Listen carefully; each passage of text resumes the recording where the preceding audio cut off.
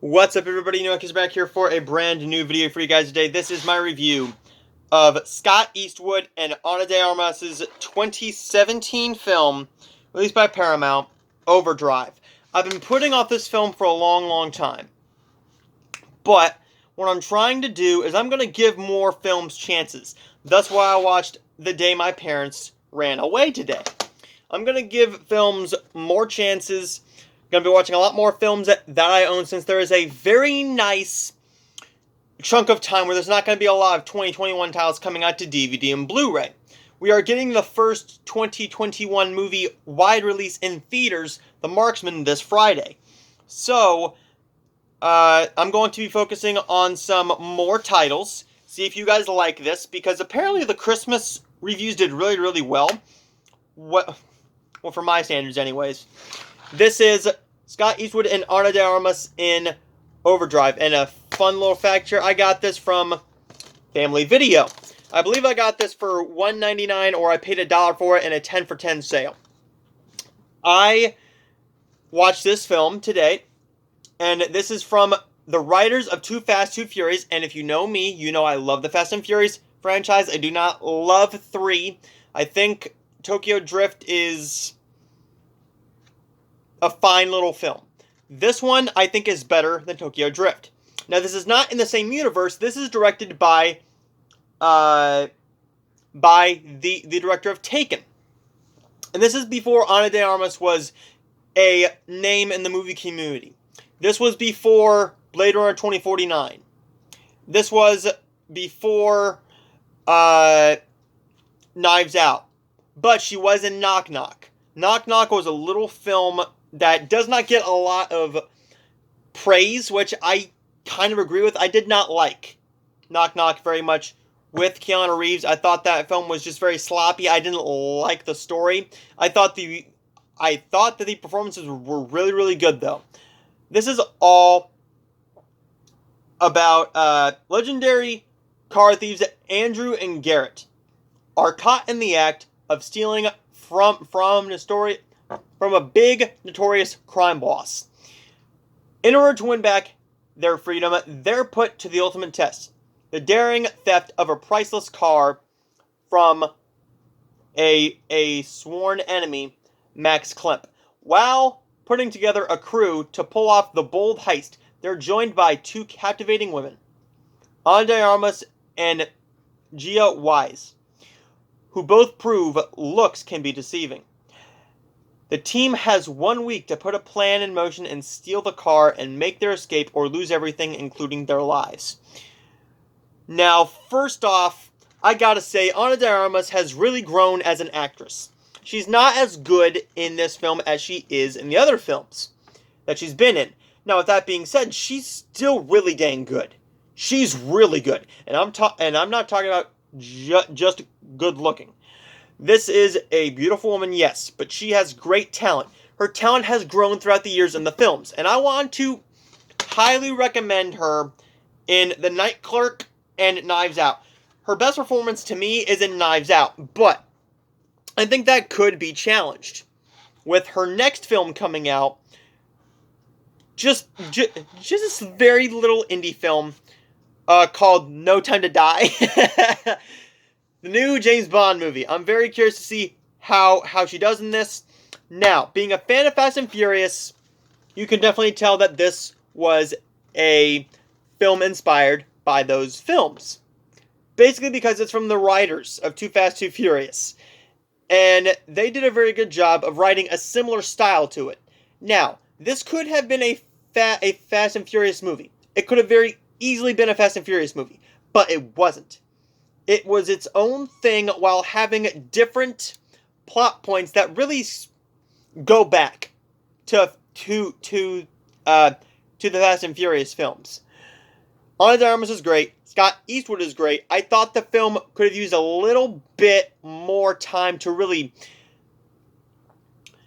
build these characters a little bit more. I loved the action scenes, and did I notice any CGI? No. I didn't notice any CGI. Now, this is a film that had a pretty decent budget from what I can tell. I don't know the actual budget.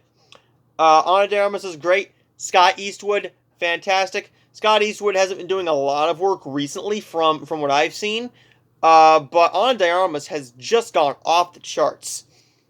Not only with her acting style, but with the films she's been getting. Ana de Armas was basically a nobody to me. She was a nobody to me. I was sitting there watching her in films, and I'm like, okay, that's just another actress. Then I saw Knives Out. And I'm like, this is Ana de Armas. Saw Blade Runner 2049. I don't remember if I've even seen the whole thing yet. And I'm sitting there like, wow, she's really good. And now with Overdrive, The Night Clerk. The Night Clerk. She's really good. Sadly, that's going to be a film that is known as a movie where Ana de Armas is naked. She has a nude scene in it. That's the sad case with these actresses. Not a shame that they're doing the nude scenes, because one, it is their choice. If they want to do a nude scene, then they'll do a nude scene. There's nothing that anybody can say or do. The problem is, it's just like that one movie. That one movie that I'm going to look up right now. I'm going to look up the title right now because I don't remember it. I don't remember it for nothing. Let me look it up here. Well, I do remember the title. I don't remember the lead actress. It is called Just One of the Guys.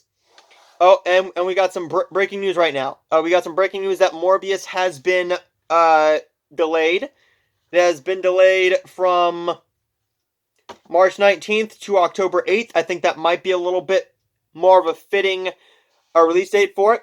A little bit more on that on the John Campea show and the movie news stuff, the movie news channels. I just saw that and I'm like, well, I'm just gonna comment on that right now. Just one of the guys. Is it Joyce Heiser? Is it Joyce Heiser? It is Joyce Heiser. That movie is known as the movie where the girl shows her boobs at the end. That's pretty much what the movie is known for. Is she shows her boobs at the end. When somebody names that movie, the first thing that comes to mind is that's the movie where the girl shows her boobs at the end. With this film, The Night Clerk that she was in, yes, she shows her boobs, but that doesn't mean that's the reason to watch the movie. It's a good written story, and that's the same thing with Last Moment of Clarity. It's a lesser known oh wow. Ready or Not. Ready or Not. Last Moment of Clarity. Hollywood. The Babysitter.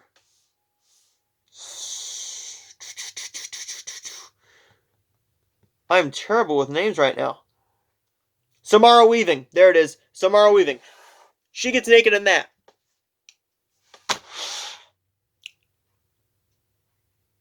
The directors sexualize them so much in those movies because it's sometimes necessary to the story. This also tells me that, yeah, she can do that, but she's also a fantastic actress. This film really shows her building as an actress. Scott Eastwood, I know I'm not talking a lot about him. This video is really all over the place. This is one that you need to see, basically because Ana de Armas' very first huge film, yes, she was in Knock Knock. But tell me, had you ever heard of Ana de Armas before you watched something like Blade Runner 2049?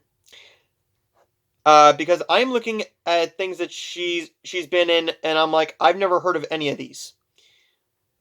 She was in The Boarding School, which I'm guessing is a foreign show. Blind Alley. Far Today, A Handful of Kisses. Is that a French film? And you can definitely tell that she has not lost her accent yet. But that also tells you how great of an actress she is. Knock Knock was her first big film, and then she did Exposed. She did Exposed with Keanu Reeves again. Hands of Stone, War Dogs, Overdrive, Blade Runner 2049, Yesterday. If you haven't seen Yesterday, and I didn't even know that she was even in that film. She is a uncredited cast member in that movie. I want to get this film out there more to you if you have not seen this film. This has the fun of Fast and Furious. It has good performances. Now, it does have its problems, but for me, going into this film, I was just expecting a mediocre action film. And that's not what I got here. Was I paying attention throughout the whole thing? I wasn't paying attention to the whole thing, but what I really saw of it was the main moral of the story. There's some really cool cars, really cool cases, 2 great performances, girls in it, amazing. Overdrive is one that's staying in my collection. I didn't think it would be, but it's staying in my collection. I'm going to give Overdrive a B. It's a very fun film. If you have not checked out Overdrive, it is available on DVD right now. It came out in 2017. It's probably a lesser-known film right now, and I'm going to try and talk about some lesser-known films, whether they are older. So what I did today is I went back in my room and I went through a box of DVDs that have just been sitting there that I've been like, I'm going to watch these at some point, and I picked out some ones that I'm going to be watching throughout the week. I will be doing a lot of reviews this week. I want to watch Pieces of a Woman at some point. I know I said that last week. I've been saying that over the past few days. But I just want to watch it at some point. I just feel like I got to be in the right state of mind to watch it. I just don't want to go in and watch it. I know basically what it's about. And I know it's graphic now. Because I was talking to Scotty from Unpaid Movie Critic. We were talking and I looked at the Parents Guide and I'm like, oh, okay. And I'm not going to get into his review. Now, I'm going to plug his review. I'm going to plug that. I don't know whether it's out when my video is out right now. But they did a spoiler review right now. And they are probably still filming it right now. And Scotty will tell me whether I'm right or not. But thank you guys for watching this video. Check out their review of Pieces of a Woman. Again, spoilers in that video. I'm not going to do any spoilers. I mean, that's just my style, and they have their style, and God bless them for it. Now, stay tuned because I will have a review of something else tomorrow. I will also be doing One Night in Miami, Outside the Wire, and the first 2 episodes of WandaVision this upcoming week. If you haven't checked out yesterday's videos, I uploaded my movie review for the new Hallmark film, A New Year's Resolution. Also, I did my Skyfire review. Skyfire is a Chinese action film from Screen Media, which is available tomorrow, January 12th, on demand and in select theaters. It should be like $6.99 to rent it. I'm going to highly recommend it. Now, it is a Chinese language film. It does have English subtitles. It's a very short film. It's one that I'm going to recommend to you. It's one of the better 2020 films. Sorry, better 2021 films. You've been saying 2020 for a long year, and I mean the longest year ever. You are going to have slip-ups.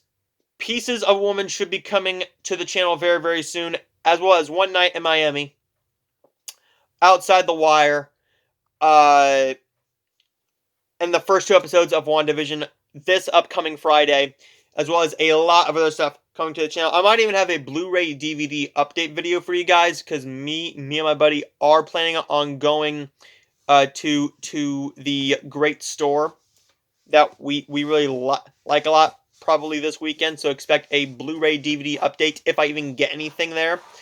And I might be going down to the family video one or 2 more times. I'm going to be going down there every week until they close, because I know that they are going to be doing a big sale right before they close, where everything is $1 in the store. All the movies and everything is $1. So what I'm going to do is I'm going to go down and see what's left, probably later this week, maybe this weekend, and see what's left down there. Thank you, everybody, for sticking around for this 15-minute ramble video, pretty much. And again, check out Unpaid Movie Critic and go and comment on Movieholics YouTube videos. Tell her to come back to YouTube. We miss her in this community, as well as check out J2H, Martinez Joe 74, and Down to Movie. I talked to those guys quite a bit, actually. So I will see all of you guys next time.